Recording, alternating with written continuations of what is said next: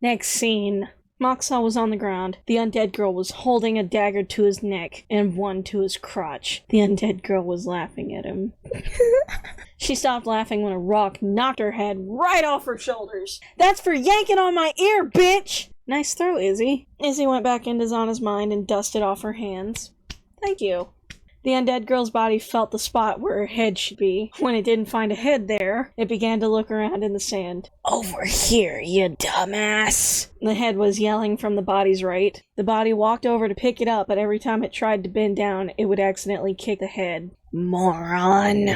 For those that think that can't possibly be real, it is. I've had situations like that. I go to pick something up, and I accidentally kick it with my foot, and not only do I do it just once, I usually do it 2 or 3 times. While the undead girl was playing soccer with her own head, Xanna and the others ran toward Moxa. "Moxa, are you okay?" Xanna asked. "Hang on," Moxa said. He felt his body to make sure everything was where it should be. He felt his trousers. He sighed in relief when he found out that nothing was missing. "Yeah, I'm okay." "Good. Now I can do this." "Ow, fuck!" Xanna slapped him on his face. She slapped him so hard he flipped over onto his stomach. With something as unsuspecting as that, Moxa ate some dirt. He got up on his hands and knees and began to spit it out. When he spit most of it out, he turned his head to look at Xanna. "What was that for?" "For being a sexist pig!" Moxa was standing up now. "I wasn't being sexist. I was simply saying that a man fighting a woman is wrong because the man would easily beat the woman, especially when the woman is an undead person. If you're getting attacked, it doesn't matter who it is, defend yourself." "Now you're being sexist and racist." "How am I being sexist or racist? I am simply stating the facts." Xanna gritted her teeth and stepped on his right foot. "Ow!" he yelled and began to hop on the other. "What the hell was that for?" Xanna didn't answer. Instead, she walked over to the undead person. Oxel, Gishpek, and Cosmo walked over to Moxa, who was still hopping up and down. "You're in trouble now," Oxel told his brother. "Mm-hmm," the other two said. Moxa looked back and forth between all of them. "What the hell did I do?"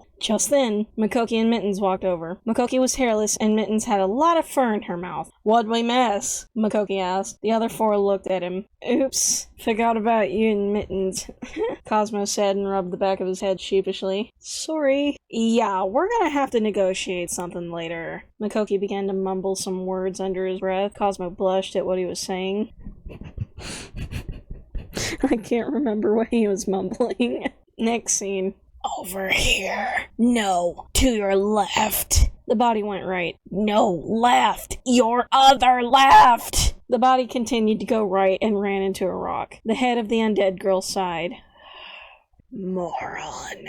"Need some help?" Xanna asked. The head flipped over onto its other side to see Xanna. "No!" she snarled. "Too bad," Xanna said and tried to pick it up. The head began to bite her hand. "Ah!" She shook it off her hand and looked at it. "Crap! Now I'm gonna turn into a zombie at exactly midnight tonight!" First of all, that's werewolves. Second of all, she's not a zombie. She's just undead. Third of all, undead people can't infect others unless they want you to. And fourth of all, you're an idiot. That's not how it works in the game, if I'm correct. When a person was dead, they were absolutely dead unless they were turned into undead by the leader of the undead in a recent time frame of the person dying. And dogs barking, that's also involved. 1. Shut up. B. Same thing. Q. What if she wants to turn me into an undead person? And 7. I am not an idiot. You are.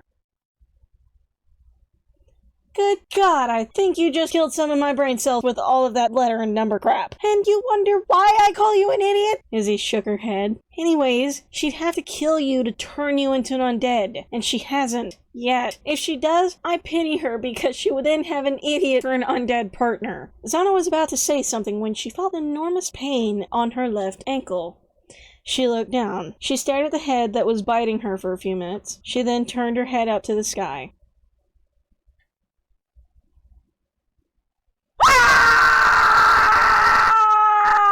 She tried to shake it off, but it was latched onto her good. She found a nearby stick and began to beat the head off of her ankle. "Get the hell off my ankle, you demon head!" She beat it a few more times and the head finally released its hold on her ankle. Jeez, you try to help someone and they bite your ankle!